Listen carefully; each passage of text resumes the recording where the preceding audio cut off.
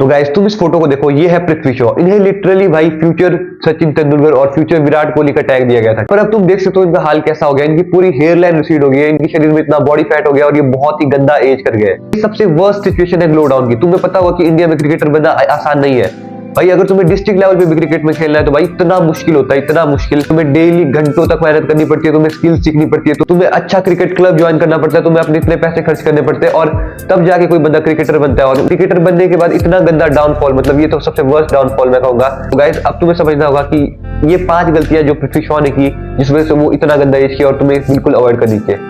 तो guys first चीज जो हम लोग गलती करते हैं वो टीनेज ईयर से ही हमारा हेयर फॉल होना स्टार्ट हो जाता है, पर हम उस चीज को इग्नोर करते हैं। हम लोग सोचते हैं कि मतलब बाल चले भी गए तो क्या होगा, मतलब कैप लगा देंगे, हेयर ट्रांसप्लांट करा देंगे। पर गाइस तुम्हें बता दूं कि हेयर ट्रांसप्लांट में बहुत ही ज्यादा कॉम्प्लिकेशन होती है और हेयर ट्रांसप्लांट करना बहुत मुश्किल होता है। हेयर ट्रांसप्लांट से जो तुम्हारे बाल आएंगे उनको बहुत ही ज्यादा एक्सट्रीम केयर की जरूरत पड़ती है और उसके लिए तुम्हारे पास बहुत पैसे होने चाहिए। इससे बड़े तो जो तुम्हारे अभी बाल है उससे तुम्हें बचा लेना चाहिए। तो हेयर लाइन कैसे बचाए उस पर तो मैंने बहुत सारी वीडियो डाल दी है। सेकंड चीज गाइस तुम नोटिस करोगे वो है एक्सट्रीमली हाई बॉडी फैट। कुछ लोग कम खा के भी मोटे हो जाते हैं और कुछ लोग ज्यादा खा के भी पतले रहते हैं। तो गाइस ये मेन चीज मैटर करती है कैलोरीज पे। तो तुम्हें समझना पड़ेगा, तुम एक चॉकलेट खाते हो तो उसमें मान के चलो 800 कैलोरीज है। तुम अगर रोटी खाओगे तो तुम्हें ऐसी 10-12 रोटियां खानी पड़ेगी, तब जाके तुम्हें 800 कैलोरीज मिलेगी।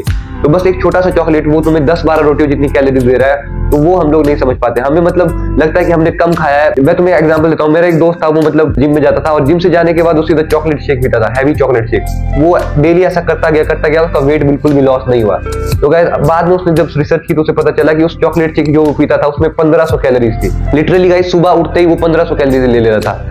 इतनी कैलोरीज तो मैं पूरे दिन में नहीं ले पाता हूँ। कैलोरीज को नोट डाउन करना चाहिए। तुम जो भी खाना खाते हो तुम उसकी कैलोरीज को सिंपली गूगल पे जाके सर्च करो, तुम्हें पता चल जाएगा कि तुम कितनी कैलोरी वाला फूड खा रहे हो और तुम्हें लो कैलोरी वाला फूड खाना है। और सबसे बेस्ट एक्सरसाइज जो तुम्हारे वेट लॉस के लिए है गाइस वो है जॉगिंग।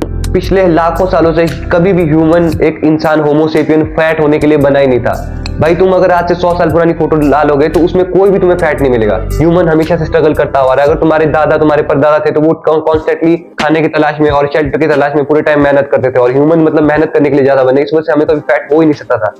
तुमने एक चीज नोटिस की होगी, कुत्ते, अगर गली में कुत्ते होते हैं, आवारे कुत्ते और जो जंगली जानवर है वो कभी भी मोटे नहीं होते, उनमें कभी फैट नहीं चढ़ता। पर लेकिन तुम आजकल मैं देखता हूँ कि कई सारे लोग जो पालतू कुत्ता पालते हैं उसमें फैट हो जाता है। तो उसका एक रीजन है क्योंकि वो पालतू कुत्ते कुछ ढंग की एक्सरसाइज करते ही नहीं और सेम चीज ह्यूमंस के लिए भी अप्लाई होती है। तो जिन लोगों के ऊपर फैट चढ़ गया और वो लोग ये सब बकवास कर रहे हैं कि मतलब भाई मेरा मेटाबॉलिज्म स्लो है और मेरी तो मतलब फैमिली हिस्ट्री ऐसी है, मेरी जीन ऐसी है, तो भाई ये टोटली कोप है।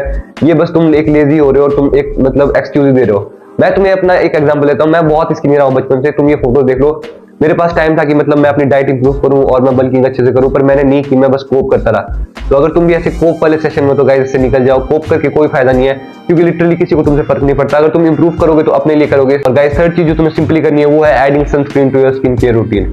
तो गाइस अब तुम में से ज्यादातर लोग फेस वॉश तो यूज करते ही होंगे, पर सनस्क्रीन बहुत सारे लोग यूज नहीं करते। सनस्क्रीन एक ऐसी चीज है जो बेसिकली तुम्हारे फेस को सन डैमेज से बचाती है और अगर तुम्हारी स्किन पे सन डैमेज नहीं होगा तो तुम ज्यादा टाइम तक यंग रहोगे। तुम्हारी स्किन के अंदर एक चीज होती है, वो होती है कोलेजन। वो तुम्हारी बेसिकली जो तुम्हारी स्किन के बीच में जो लेयर है उसके बीच में जो बॉन्ड फॉर्म होता है उसे कोलेजन कहते हैं, ठीक है। तो अगर तुम्हारी बॉडी में कोलेजन वीक हो गया तो तुम्हारी स्किन मतलब कई जगह से दब जाएगी, कई जगह से टूट जाएगी। तो इस वजह से तुम्हारी स्किन ज्यादा शैगी लगेगी और तुम्हारी स्किन पे जल्दी रिंकल आ जाएंगे।